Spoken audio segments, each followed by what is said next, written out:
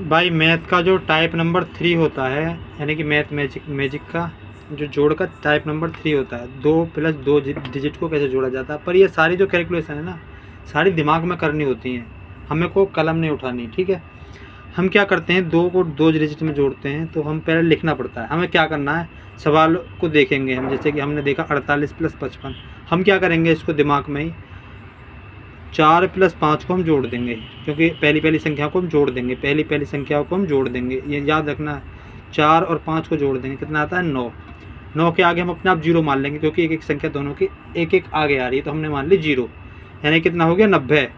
90 हमने लिख लिया दिमाग में, 90 रुपये मान के चलो हमारी जेब में आ गई।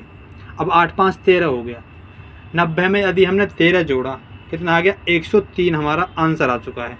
एक बार दोबारा से रिपीट करो, 5 यानी कि 4 और 5 कितना होता है 9। 9 में अपने आप से एक जीरो मान ली, दिमाग में लिख लिया, फिर वो 90 हमने रुपए जेब में रख लिए, 90 रुपये हमारे जेब में आ चुके हैं। अब 8 5 कितना होता है 13, 13 जोड़ दिया उसमें, 90 में 13 जोड़ेंगे तो 103 हमारा आंसर हो जाता है। ये टाइप नंबर 3 है, ठीक है भाई।